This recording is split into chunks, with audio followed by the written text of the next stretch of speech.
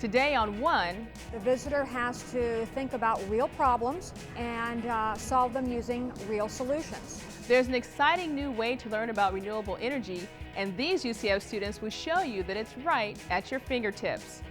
Then, it may look and feel like a nature hike, but these students are helping to keep UCF's nature and urban development in balance.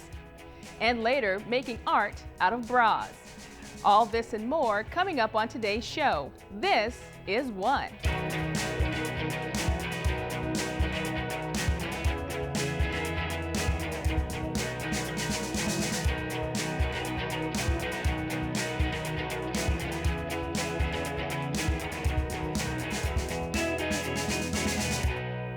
Hi, and welcome to One. I'm Chandrea Thomas.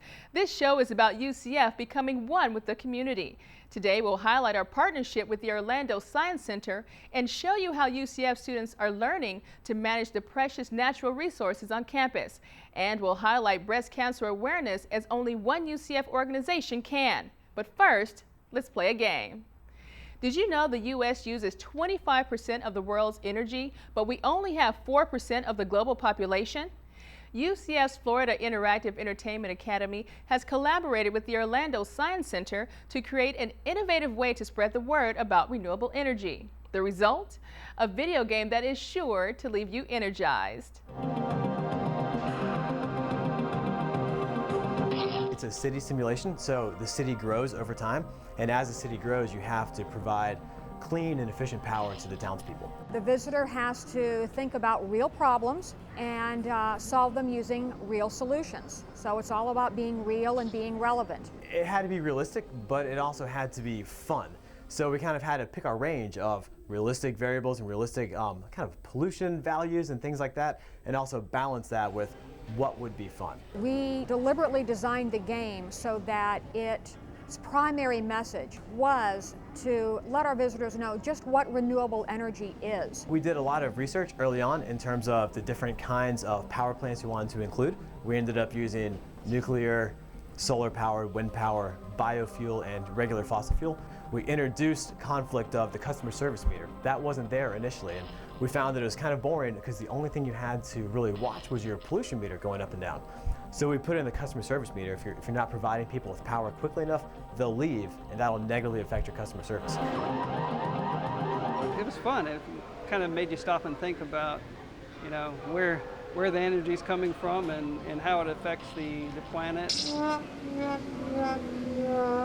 The Science Center had been working with Progress Energy, and they actually had achieved a grant in order to produce a renewable energy exhibit or attraction at the Orlando Science Center. And so they decided they wanted to do a video game. We actually prototyped our camera motion. And so they contacted us, knowing that we are obviously a school that trains students in how to make video games. They thought that we could form a team. We had a gentleman from the Department of Defense who came by and saw that we were doing something with renewable energy and was quite taken by it. We had someone from the White House who is involved in education for renewable energy who showed interest in our video game. There's a lot of people that have seen the school by seeing the Energize game, and they've gotten to know what the school's about through that venue. So that's been a nice way to kind of increase the exposure of the school, because we think we do good stuff here, and so it's nice when people notice us. It was great to work on, and we're all really proud of how it turned out. What we want people to walk away with is the knowledge that it's not just a simple solution. There's not one silver bullet that fixes energy production for the future. You have to use a balanced solution, have a balanced approach. We've got to be able to have these renewable supplies of energy so we do leave something for our children and our grandchildren. Energize recently took top honors in the student category at the Serious Games Showcase. To try out this award-winning game, just head over to energizegame.com.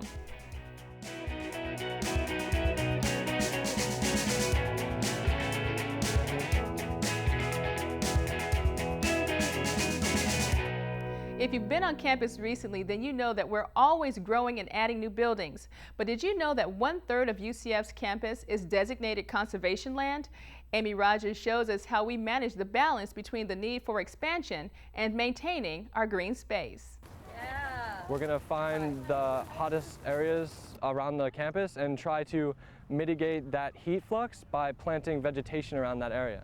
Basically taking 15 hobo monitor units which recorded temperature and relative humidity, and we put them on various locations around campus. We engage students in projects where they actually contribute to how we develop and manage strategies for managing our natural areas here on campus, where we try to minimize the impact of urban development on the environment. This is a good example, guys, of like doing the roots. Our department is responsible for all the grounds maintenance on campus. About 40% of the campus is actually natural lands, and about half of that is conservation lands that are long-term protected.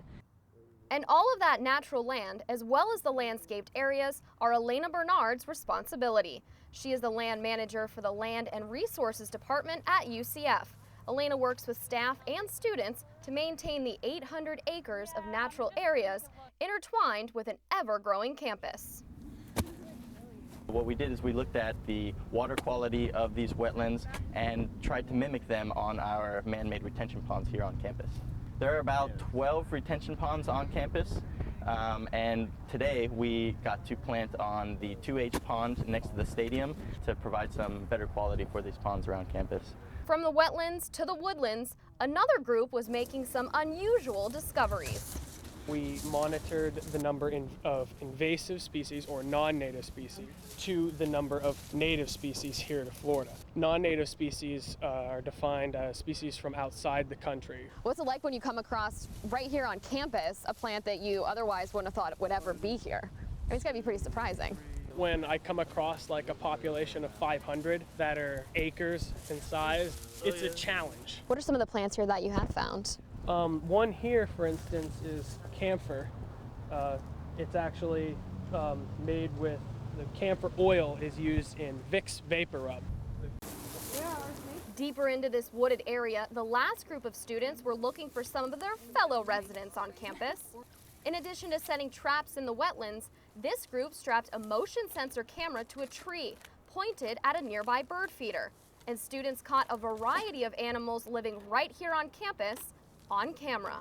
We had a few birds. I had a couple of raccoons trying to get into the bird feeder, and then a few deer, actually, a young buck. To better educate the community on the animals living among them, this group posted their discoveries online, including photos from their camera and bird calls. Through the student research, each group was able to get not only hands-on experience, but also help improve their community. But it was a really good field experience getting out and seeing what's actually out here and getting to see the natural lands on campus. Yeah, success! Being able to participate in such a unique program really will leave a lasting legacy for futures and generations to come. UCF's Landscape and Natural Resources Department has been recognized by the Arbor Day Foundation for its work.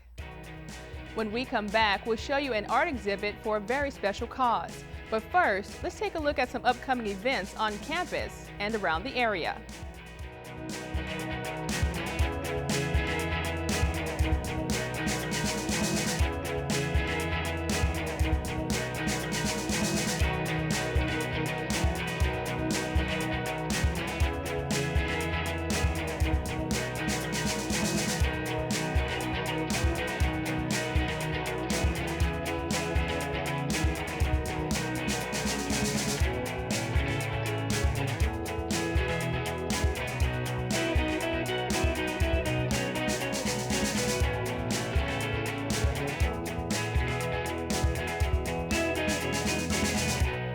You probably recognize the pink ribbon as a symbol for breast cancer awareness. But what about the bra?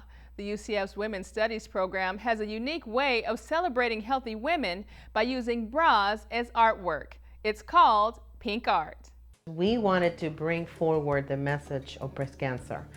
Just like a bra is an intimate piece that people only next to you can see, we wanted not to make it intimate anymore. We wanted to bring it forward to discuss it. Dr. Maria Cristina Santana is the director of the Women's Studies program at UCF.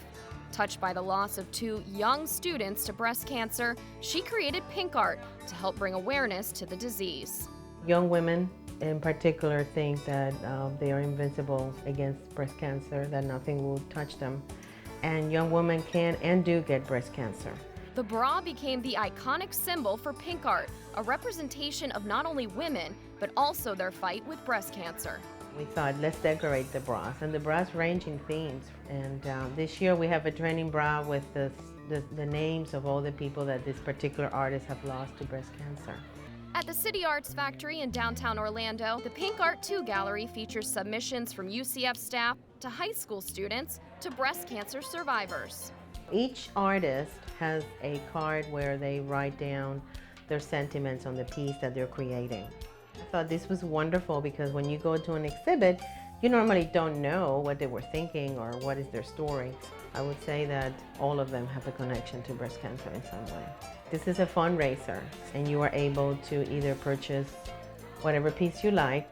The money is divided among UCF Scholarship for Women's Studies and the Young Survival Coalition, which is a group in Orlando helping women that are diagnosed with breast cancer under the age of 40.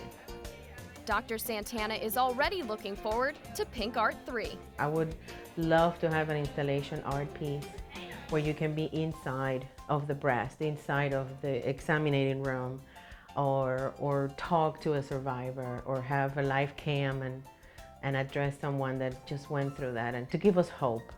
It's not a depressing piece, it's an uplifting piece, because we are thinking that you are going to survive. We want to find a cure.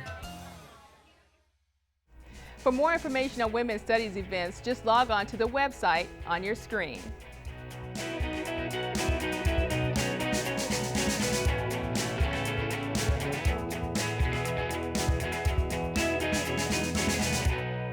Thanks for joining us as we continue to make our university one with our community. We leave you with a look at a recent on-campus photo shoot with some UCF cover hopefuls. Thanks for joining us.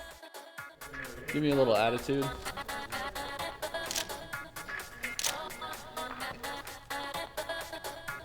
I really wanted to be a part of UCF photo shoot because I've been here, I'm getting ready to graduate, and I feel like this will just be a really great memory for me to have. I hope to gain more experience with taking photos. I'm just doing this for the fun of it. I really just enjoy, getting out and doing new things. We're looking really to represent the true face of UCF, and that is in all its diversity and all the shapes and sizes and great cultures that people come from.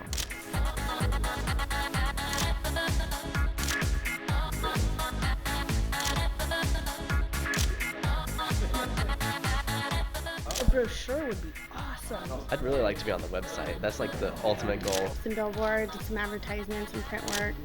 Maybe not a career, but definitely a side job or something that would be awesome to do. You can definitely tell there are some people that freeze when the camera comes on. There are some people that are completely natural. So far, so good. I feel pretty good about it.